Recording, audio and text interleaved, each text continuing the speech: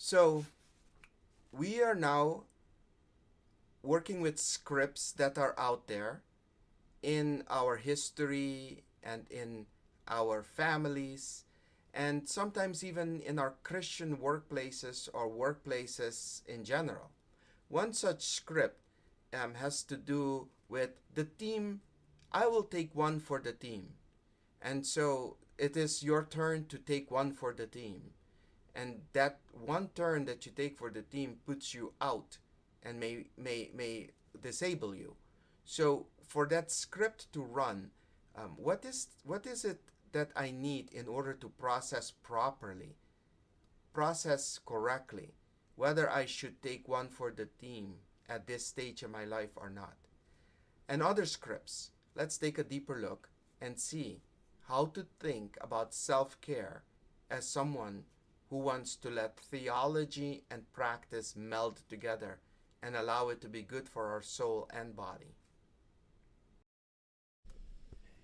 Some of the tensions in making a decision for our body are very complex. Actually, all of them are. I will isolate just two. Number one, I should take one for the team. And the second one we're going to be dealing with is I need to be strong for others. Let's take the first one. I should take one for the team. Many times I've encountered that. There's no one that can teach that class. You should consider teaching it. And I would say, okay, I'll do that. Well, there is a way out to think about that tension. Are you sacrificing for your work or just suffering for it? Is Giampiero Petriglieri's article in the Harvard Business Review, where he makes a distinction between suffering and sacrificing. I'm going to use that distinction as a talking point. Remember, we are just trying to get talking points on the tensions so that we become a little bit more aware of our bodies, more aware of aligning our soul and bodies for the idea of taking care of our stomachs, like Timothy.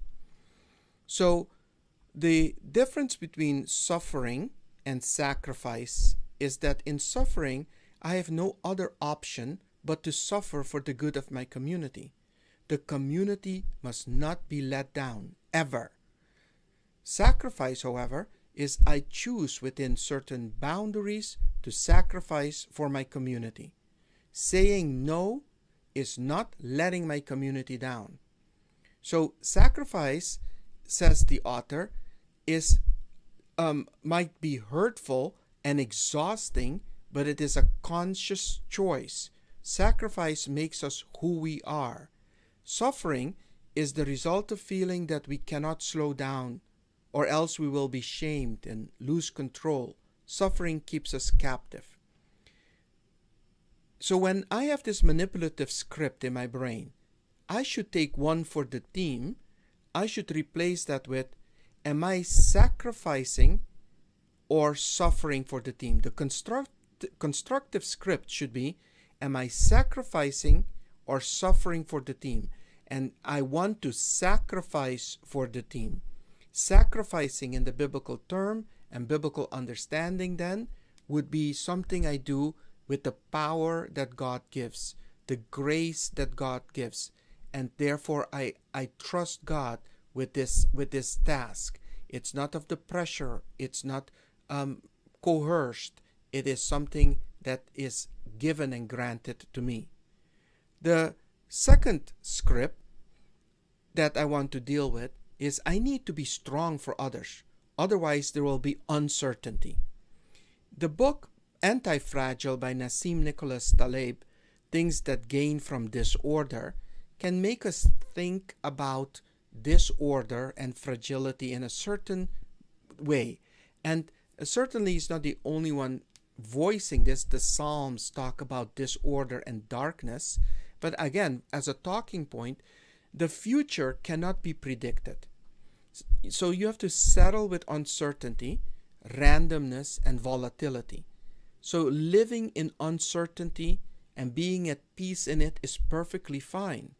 And therefore, other scripture passages, we already know them, that it is fine to trust God with the future that is in His hand. But when we're in that moment thinking about the script, manipulative script number 2, I need to be strong for others. Otherwise, there will be uncertainty. What will happen to my son? What will happen to my daughter? What will happen to my parishioner? What will happen if I am not there for them carrying their burden? I should be carrying their burdens. I should.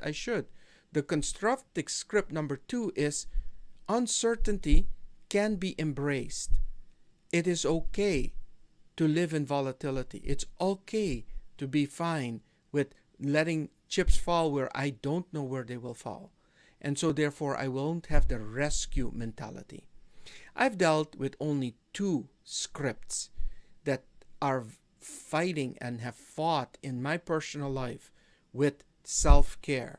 There are many others, but to start becoming aware that when the manipulative script shows up, I need to come up with a constructive script, and your constructive script is going to be informed by the scriptures.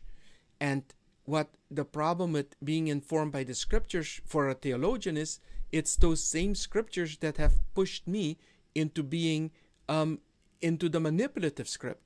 So for a moment there, I step out and think about truth. All truth is God's truth.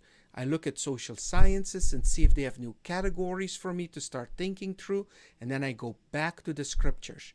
So certainly, you need to go back to the scriptures to keep constructing a good constructive script to offset the manipulation that will be coming in self-care or in self-denial.